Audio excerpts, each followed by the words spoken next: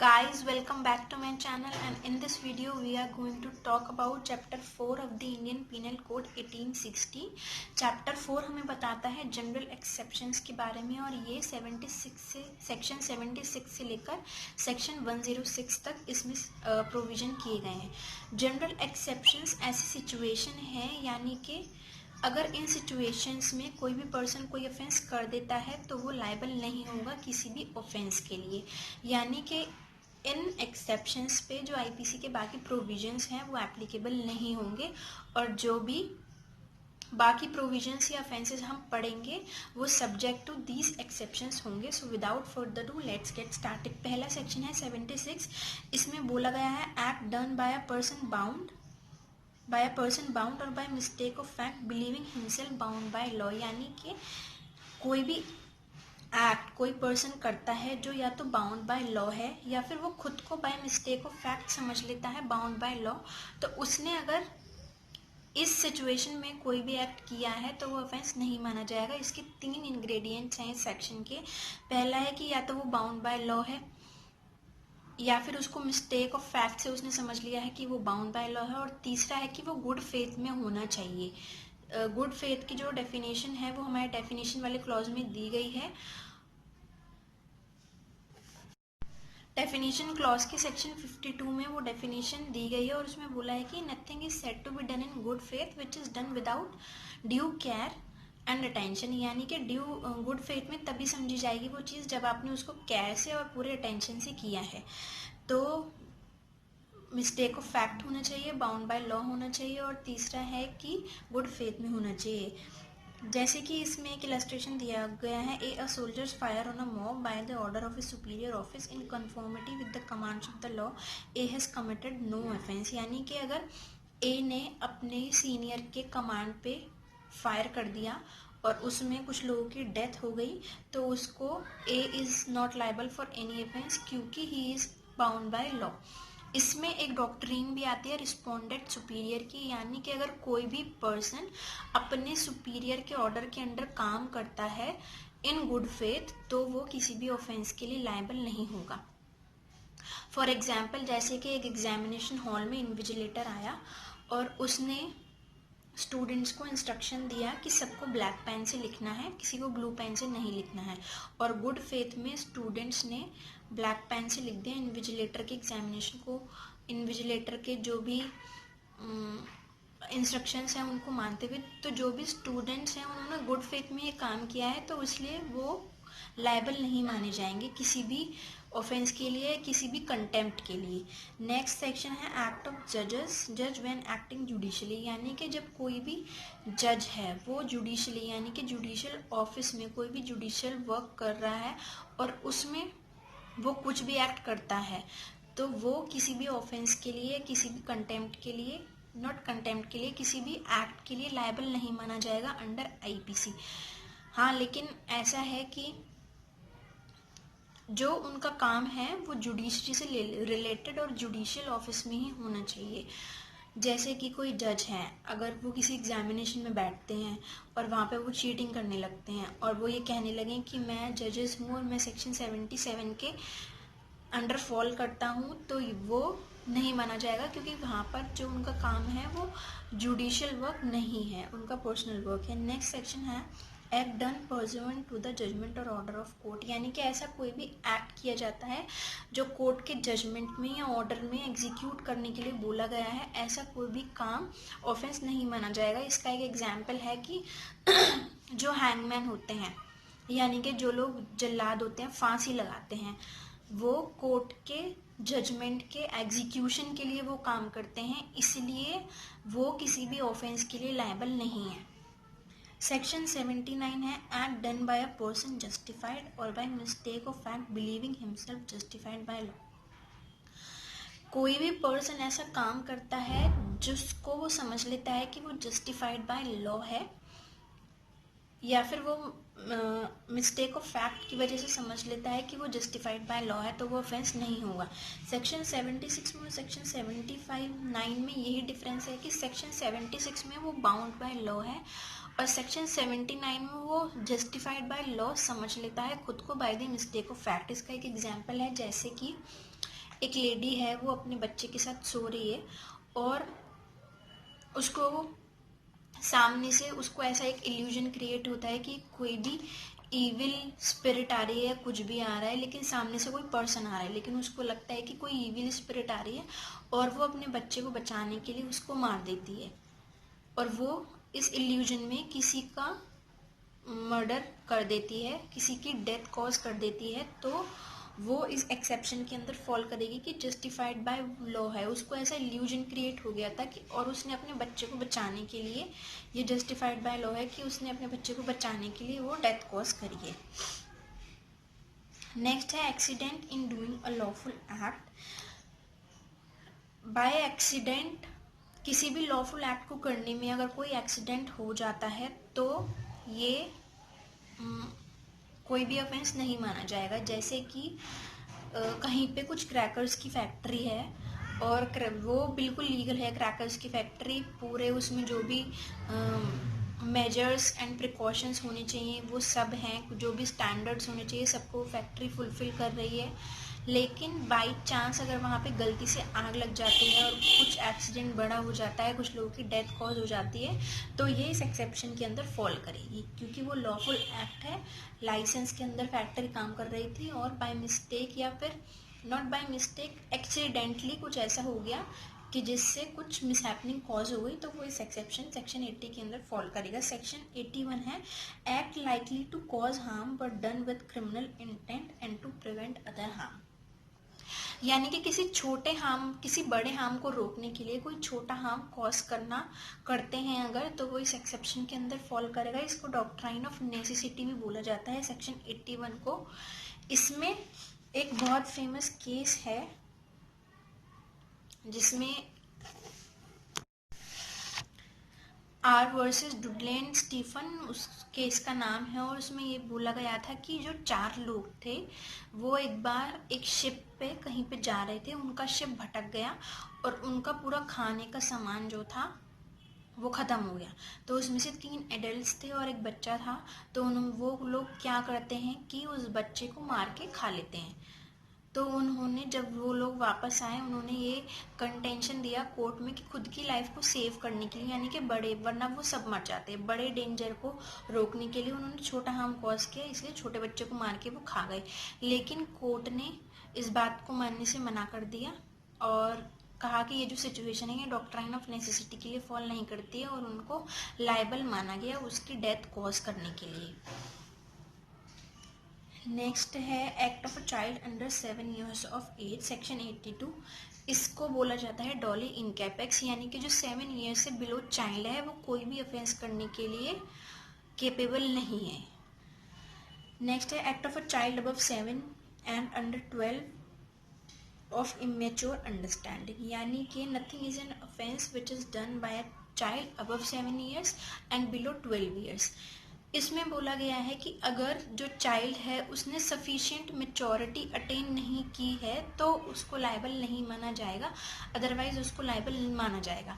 अब sufficient maturity का जो मतलब है वो क्या है, ये केस टू केस अलग अलग सर्कमस्टांसेस पर डिपेंड करता है कि सफिशिएंट मेच्योरिटी का क्या मतलब है। यानी कि इसका एक एग्जाम्पल है उल्ला महापात्रा वाला केस। उसमें एक छोटा बच्चा अपने एक अंकल को या रिलेटिव को बोलता है कि मैं तुमको मार दूंगा और तुम्हारे टुकड़े टुकड़े करके तुमको फेंक दूंगा, और वो बाद में उनको मार देता है। तो कोर्ट ने ये बोला कि क्योंकि बच्चा ऐसा बोल रहा था तो वो नेचर ऑफ द एक्ट समझने के लिए और जो भी उसके कॉन्सिक्वेंसेस समझने के लिए वो पूरी तरीके से केपेबल था और उसने सफिशिएंट मेच्योरिटी अटेन कर ली थी, तो इसलिए उस बच्चे को लायबल माना जाएगा।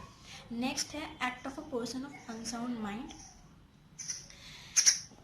Nothing is an offence which is done by a person of unsound mind, यानी कि अनसाउंड माइंड का जो भी पर्सन अगर कोई भी एक्ट या अफेंस करता है तो उसको लायबल नहीं माना जाएगा। अनसाउंडनेस की जो डिग्री होती है वो हर जगह पे, इसमें भी वही है कि facts and circumstances of the case को लेके देखेगी कोर्ट, और जो मेडिकल रिपोर्ट्स होंगी उनसे देखा जाएगा कि डिग्री ऑफ अनसाउंडनेस कितनी ज़्यादा है या कितनी कम है। इसमें एक केस था मैकनॉटन केस जिसको बोलते हैं, उसमें एक पर्सन था ब्रिटेन में, तो उसको ऐसा एक इल्यूजन क्रिएट होता था अपने दिमाग में कि जो ब्रिटेन का प्राइम मिनिस्टर है वो उसको मारना चाहता है, उस पर्सन को। तो वो एक दिन क्या करता है उसको, तो वो सोचता है कि मैं ही उसको, ब्रिटेन के प्राइम मिनिस्टर को पहले मार देता हूँ। तो वो ब्रिटेन के प्राइम मिनिस्टर को मारता है और वहाँ पे उसको ब्रिटेन के प्राइम मिनिस्टर का जो सेक्रेटरी होता है वो उसी को प्राइम मिनिस्टर समझ लेता है और ब्रिटेन के सेक्रेटरी को मान लेता है। जब उसका ट्रायल चलता है कोर्ट में तो वो ये कंटेंट करता है कि उसको ऐसा इल्यूजन क्रिएट होता था और उसको किसी तरीके की अनसाउंडनेस, मेंटल रिटार्डेशन है, जिसकी वजह से उसको ऐसा इल्यूजन क्रिएट होता था और उसको ऐसा लगता था कि ब्रिटेन का जो प्राइम मिनिस्टर है उसको मारना चाहता है, इसलिए उसने उनके सेक्रेटरी को मार दिया। तो उसकी जो अनसाउंडनेस थी उसको एक्सेप्ट किया गया मेडिकल रिपोर्ट्स के बेसिस पे, और इसमें जो कोर्ट है उन्होंने 4-5 रूल्स को लेट डाउन किया था। तो उन रूल्स में ये बोला गया था, पहला रूल ये था कि every person is presume to be sane, यानी कि हर पर्सन को प्रिज्यूम किया जाएगा कि वो सेन है, यानी कि जो उसकी मेंटल कंडीशन है वो बिल्कुल सही है। सेकंड रूल ये था कि जो इनसेन पर्सन है, अगर if he knows at the time of crime, यानी कि अगर उसको पता है क्राइम करने के टाइम पे, तो उसको पनिशेबल किया जाएगा। जैसे कि फॉर एग्जांपल एक पर्सन है वो मर्डर कर देता है और फिर मर्डर करने के तुरंत बाद वो बोलता है कि अरे अरे मुझसे गलती हो गई, मुझसे गलती हो गई। तो इसका मतलब ये है कि उसको eight the time of commission of crime nature of the act का नॉलेज था, इसलिए उसको पनिशेबल किया जाएगा। नेक्स्ट है कि इंसेनिटी का जो डिफेंस है उसको लेने के लिए, इंसेनिटी का ये जो सेक्शन 84 का डिफेंस है, इसको लेने के लिए डिफेंस को प्रूव करना पड़ेगा कि उसकी जो मेंटल कंडीशन थी वो इस तरीके की थी कि वो नेचर ऑफ द एक्ट और जो उसकी सराउंडिंग्स हैं उनसे अवेयर नहीं था। यानी कि उसको ऐसा इल्यूजन क्रिएट हो गया था कि उसको पता ही नहीं था कि मैं जो एक्ट कर रहा हूँ वो क्या कर रहा हूँ और मेरे आसपास जो सर्कमस्टांसेस चल रहे हैं वो क्या हैं। और नेक्स्ट ये आता है कि जो भी आर्टिफिशियल फैक्ट्स क्रिएट हुए उसके दिमाग में जिसकी वजह से उसने क्राइम किया, उनकी जो डिग्री थी वो इतनी ज़्यादा थी कि उसको पता ही नहीं था कि वो क्या कर रहा है। यानी कि आर्टिफिशियल फैक्ट्स का जो एग्जिस्टेंस था वो इस लेवल पे था कि वो नेचर ऑफ द एक्ट को समझने के लिए बिल्कुल इनकेपेबल था। इसमें जो चीज़ें हैं वो यही हैं कि जो डिग्री है, मेडिकल रिपोर्ट्स से ये प्रूव होता है कि जो उसकी डिग्री ऑफ इंसेनिटी है या अनसाउंडनेस है वो कितनी ज़्यादा है या कितनी कम है। और एट द टाइम ऑफ, और उसकी हिस्ट्री भी देखी जाएगी कि उसको क्या वो पहले भी ऐसे कुछ एक्ट्स कर चुका है या फिर उसने पहली बार ऐसा कुछ क्राइम कमिट किया है, और eight the time of commission of crime उसकी क्या सिचुएशन हो सकती है, ये सब कुछ देखा जाएगा इंसेनिटी का अगर कोई डिफेंस लेता है तो। और नेक्स्ट है ये जो रूल है नेक्स्ट वाला, ये इंडिया में फॉलो नहीं होता है कि इसमें ज्यूरी का रोल होगा ये डिसाइड करने में कि पर्सन इंसेन है या फिर सेन है। नेक्स्ट सेक्शन है section 85, act of a person incapable of judgement by reason of intoxication caused against his will, यानी कि अगर कोई पर्सन इंटॉक्सिकेशन में कोई भी एक्ट करता है तो वो क्राइम नहीं माना जाएगा, लेकिन जो इंटॉक्सिकेशन है वो वॉलेंट्री नहीं होनी चाहिए, वो इनवॉलेंट्री होनी चाहिए। नेक्स्ट है offences requiring a particular intent और knowledge committed by one who is intoxicated. ये जो सेक्शन 86 है ये एक तरीके का प्रिजम्पशन है, एक तरीके का रूल ऑफ एविडेंस इसको हम बोल सकते हैं। यानी कि इंटॉक्सिकेशन में अगर पर्सन ने ऐसा कोई भी एक्ट किया है जिसके लिए पर्टिकुलर नॉलेज या इंटेंशन होना ज़रूरी है तो भी उसको माना जाएगा कि उसने वो काम वैसे ही किया है जैसे वो इंटॉक्सिकेशन में नहीं था। इस वाले सेक्शन को इसलिए लाया गया है क्योंकि सेक्शन 85 में जो प्रोसिक्यूशन होता है वो ये प्रूव नहीं कर पाता कि उसकी जो इंटेंशन थी वो ऐसा क्राइम कमिट करने की थी, प्रोसिक्यूशन ये प्रूव नहीं कर पाता है, और जो डिफेंस है वो ये प्रूव अच्छे से नहीं कर पाता है कि मतलब बियॉन्ड द रीजनेबल डाउट चीज़ें प्रूव नहीं हो पाती है। प्रोसिक्यूशन अपनी बात की, उसकी इंटेंशन थी क्राइम कमिट करने की, और डिफेंस अपनी बात की, जो उसका इंटॉक्सिकेशन था वो इनवॉलेंट्री था, या किसी ने उसको पिलाई थी, या फिर उसको जो लेवल ऑफ इंटॉक्सिकेशन था वो इतना ज़्यादा था कि उसको नेचर ऑफ द एक्ट नहीं पता था। ये जब चीज़ें प्रूव, क्योंकि दोनों ही चीज़ें, तो ये एक क्लिफ हैंगर की तरह हो जाता है, तो कोर्ट क्या जजमेंट देगी ऐसे सिचुएशन से? ना प्रोसिक्यूशन अपनी बात प्रूव कर पा रहा है, ना डिफेंडेंट कर पा रहा है बियॉन्ड द रीजनेबल डाउट। इसलिए सेक्शन 86 को एक प्रिजम्पशन माना गया कि जहाँ पे ऐसा लगता है कोर्ट को कि विद इंटेंशन और एक पर्टिकुलर नॉलेज चाहिए कोई भी एक्ट करने के लिए, तो ये ही प्रिज्यूम किया जाएगा कि जो इंटॉक्सिकेशन की, जो उसने जो भी एक्ट किया है वो ऐसे ही किया है जैसे वो इंटॉक्सिकेशन में नहीं होता तब करता है।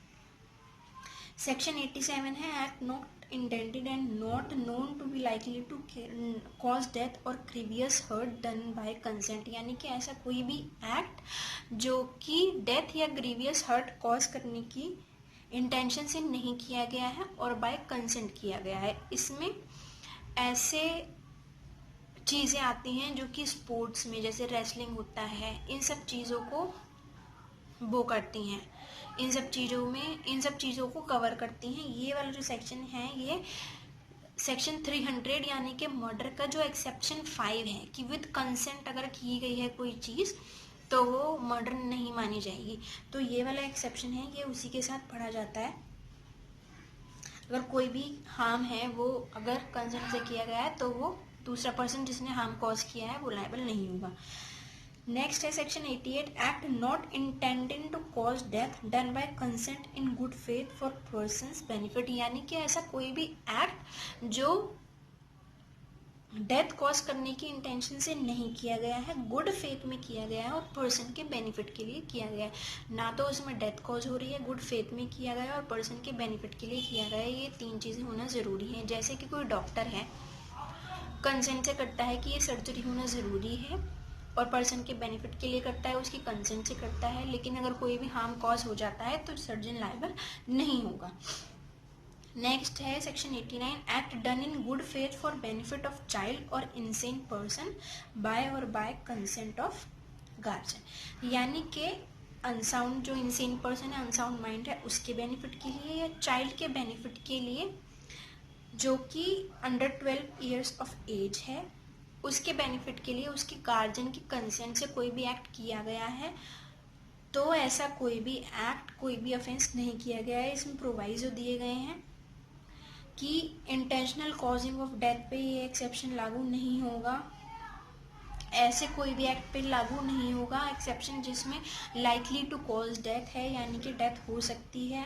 Shall not extend to voluntary causing of grievous hurt, जिसमें ग्रीवियस हर्ट खुद से अगर किसी ने कॉज किया है तो ये एक्सेप्शन एक्सटेंड नहीं होगा। Shall not extend to the abetment of any offence to the committing of which it would not extend, यानी कि किसी भी ऑफेंस का अबेटमेंट किया है।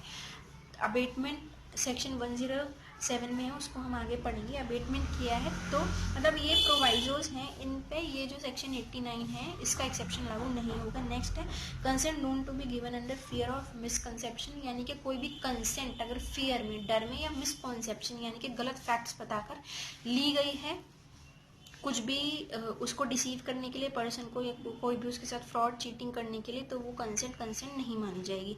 91 में है exclusion of acts which are offences independently of harm caused, यानी कि सेक्शन 87, 88, 89 जो कि कंसेंट की बात करते हैं, कंसेंट के बावजूद भी अगर कोई एक्ट ऐसा किया गया है जो खुद ही एक क्राइम है तो वो उसका कंसेंट से कोई लेना देना नहीं है, वो क्राइम माना ही जाएगा, वो कंसेंट से किया गया है या नहीं किया गया है। इसका एग्जाम्पल है कॉजिंग मिसकैरेज। अगर गुड फेथ में मिसकैरेज कॉज नहीं किया गया है क्योंकि वो इंडिपेंडेंटली एक क्राइम है। सेक्शन 312 से मिसकैरेज के सेक्शंस जो है वो स्टार्ट होते हैं। अगर गुड फेथ में नहीं किया गया है और वो इंडिपेंडेंटली एक क्राइम है, भले ही वो कंसेंट से किया गया है तो भी वो ऑफेंस माना जाएगा। 92 में है act done in good faith for benefit of a person without consent, यानी कि किसी पर्सन के बेनिफिट के लिए उसकी कंसेंट के बिना कोई एक्ट किया गया है तो दूसरा पर्सन है वो लायबल नहीं होगा। और तीसरा 93 है next, communication made in good faith. अगर कोई भी कम्युनिकेशन है जो गुड फेथ में बताई जाती है लेकिन उससे जो सामने वाला पर्सन है उसको कोई हार्म कॉज होता है, कोई इंजरी हो जाती है, तो जो बताने और कम्युनिकेट करने वाला पर्सन है वो लायबल नहीं होगा। नेक्स्ट है section act to which a person is compelled by threat, section 94। अगर किसी भी एक्ट के लिए किसी पर्सन को थ्रेट से कंपेल किया गया है तो वो पर्सन उस एक्ट को करने के लिए लायबल नहीं होगा, accept in the case of murder and offences against the state. यानी कि ये जो एक्सेप्शन है 94 ये मर्डर पे और ऑफेंस अगेंस्ट द स्टेट जो कि डेथ से पनिशेबल है उनमें लागू नहीं होगा। इसके अलावा अगर पर्सन कोई और ऑफेंस करता है तो वो लायबल नहीं होगा, उस पर सेक्शन 94 का उसको डिफेंस मिलेगा। सेक्शन 95 है एक्ट कॉजिंग लाइटिंग हार्म, यानी कि जो ट्रिवियल इश्यूज होते हैं जैसे कि किसी ने मेरा पेन चोरी कर लिया और मैं उसके एफआईआर लिखाने चले जाऊँ, तो इन इश्यूज को इग्नोर कर देना चाहिए क्योंकि वैसे ही हमारे जुडिशरी पे बहुत ज़्यादा बर्डन है, तो इन चीज़ों को मतलब इग्नोर करना चाहिए ट्रिवियल इश्यूज़ को। सेक्शन 95 में ये बोला है। अब सेक्शन 96 से सेक्शन 106 तक जो है प्राइवेट डिफेंस की बात करते हैं, यानी कि प्राइवेट डिफेंस ऑफ अपनी खुद की बॉडी, दूसरों की बॉडी, अपनी प्रॉपर्टी और दूसरों की प्रॉपर्टी। तो सेक्शन 96 है things done in private defence, यानी कि प्राइवेट डिफेंस में जो भी चीज़ें करी जाएंगी वो ऑफेंस नहीं मानी जाएंगी। 97 में है right of private defence of body and property, यानी कि प्राइवेट डिफेंस है बॉडी का और प्रॉपर्टी का, अपनी बॉडी का, दूसरों की बॉडी का, और एनी ऑफेंस जो कि ह्यूमन बॉडी को अफेक्ट करता है। प्रॉपर्टी में है अपनी प्रॉपर्टी, चाहे वो मूवेबल हो चाहे इमूवेबल हो, अपनी हो या किसी और की हो। और किसी भी ऑफेंस के अगेंस्ट जो कि theft, robbery, dacoity, criminal misappropriation, जो भी प्रॉपर्टी के अगेंस्ट ऑफेंसेस होते हैं उनमें फॉल करता है तो उनसे बचा सकते हैं। Right of private defence section 98 right of private defence against the act of a person of unsound mind, यानी कि अनसाउंड माइंड का जो पर्सन है उसके अगेंस्ट भी राइट ऑफ प्राइवेट डिफेंस वैसा ही है जैसा कि बाकी जो सेन पर्सन्स हैं उनके अगेंस्ट है। सेक्शन 99 में है रेस्ट्रिक्शंस कि जहाँ पे राइट ऑफ प्राइवेट डिफेंस नहीं मिलता है। Act against which there is no right of private defence, जहाँ पे प्राइवेट डिफेंस आपको नहीं मिलेगा। पहला है जहाँ पे एप्रीहेंशन ऑफ डेथ और ग्रीवियस हर्ट नहीं है, यानी कि डेथ और ग्रीवियस हर्ट का एप्रीहेंशन है, डर है, तो ही राइट ऑफ प्राइवेट डिफेंस मिलेगा। दूसरा है पब्लिक सर्वेंट अगर कोई भी एक्ट करता है अपनी ड्यूटी के दौरान तो उसके अगेंस्ट आप राइट ऑफ प्राइवेट डिफेंस नहीं कर सकते, या फिर कोई भी पर्सन है जो under the direction of public servant काम कर रहा है अपनी ड्यूटी के लिए तो उसके against right of private defence नहीं है। और तीसरा है कि जहाँ पे आप अपने प्रोटेक्शन के लिए जो पब्लिक अथॉरिटीज़ हैं उनको कॉल कर सकते हो, उनके एक्सेस तक पहुंच सकते हो, तो भी right of private defence cause नहीं कर सकते आप। मतलब राइट ऑफ प्राइवेट डिफेंस आपका नहीं है कि किसी की डेथ आप कॉज कर दो या ग्रीवियस हर्ट कॉज कर दो या कुछ भी उसको कुछ भी इंजरी कॉज कर दो। नेक्स्ट है section 100 when the right of private defence of the body extends to causing death. इसमें ये जो 7 सिचुएशन बताई गई हैं इनमें राइट ऑफ प्राइवेट डिफेंस में आप डेथ भी कॉज कर सकते हो। और इसमें ये जो 7th वाला है ये 2007 वाला जो क्लॉज है 2013 के अमेंडमेंट से जोड़ा गया था। इसमें एन एक्ट ऑफ थ्रोइंग और एडमिनिस्ट्रिंग एसिड और an attempt to apprehension that grievous hurt will an attempt to throw or administer acid which may reasonably cause apprehension that grievous hurt will otherwise be the consequence of such act, यानी कि acid फेंकना या उसको किसी भी तरीके से administer करना या फिर ऐसा जो विक्टिम है उसको डर लगता है कि उसकी डेथ या ग्रीवियस हर्ट जो है वो कॉन्सिक्वेंस हुआ इस एक्ट का तो वो डेथ कॉज कर सकती है या कर सकता है। इसके बाद इसमें इम्पॉर्टेंट है सेक्शन 103, जिसमें ये बोला गया है when the right of private defence of property extends to causing death, यानी कि इसमें प्रॉपर्टी की बात की गई है। Robbery, house breaking by night, mischief by fire और थेफ्ट, मिसचीफ और हाउस ट्रेसपास, यानी कि ये जितने भी ऑफेंसेस हैं प्रॉपर्टी के, इसमें डेथ या ग्रीवियस हर्ट, डेथ हम कॉज कर सकते हैं। उसके बाद एज सच कुछ इम्पोर्टेंट इसमें है नहीं। when such right extends to causing any other harm, commencement and continuance। Section 105 में बताया गया है कि अलग अलग ऑफेंसेस के लिए थेफ्ट में राइट टू प्राइवेट डिफेंस कब शुरू होगा, कब खत्म होगा। रॉबरी में कंटिन्यू होगा एज द ऑफेंडर कॉजेज और attempt to cause to any person death और रॉन्गफुल रिस्ट्रेंट या इंस्टेंट डेथ का एप्रीहेंशन अगर कॉज करता है तो तब तक वो राइट टू प्राइवेट डिफेंस आपका चलेगा, इसमें यही है। और यहाँ पे सेक्शन 106 है इसका लास्ट, इसमें ये है right of private defence against deadly assault when there is a risk of harm to innocent person, यानी कि राइट टू प्राइवेट डिफेंस को एक्सरसाइज करने में जब हमें ये लगता है कि किसी भी इनोसेंट को हार्म हो जाएगा तो भी राइट ऑफ प्राइवेट डिफेंस को एक्सरसाइज किया जा सकता है। फॉर एग्जाम्पल, एक पर्सन है, उसके ऊपर मॉब लिंचिंग हो गई, लोगों ने अटैक कर दिया और उसको ये लगता है कि मैं तब तक नहीं बच पाऊंगा जब तक मैं गोली चलाऊंगा इन लोगों पे, और गोली चलाने में किसी बच्चे की भी डेथ कॉज हो सकती है, तो वो अपने राइट ऑफ प्राइवेट डिफेंस को एक्सरसाइज करने के लिए गोली चला सकता है। उसमें अगर किसी बच्चे की भी हार्म हो जाती है तो वो लायबल नहीं होगा, उसको इस सेक्शन का एक्सेप्शन, इस सेक्शन का डिफेंस मिलेगा। So guys, that's it for this video. For more such informative videos, stay tuned, press the subscribe button and the bell icon.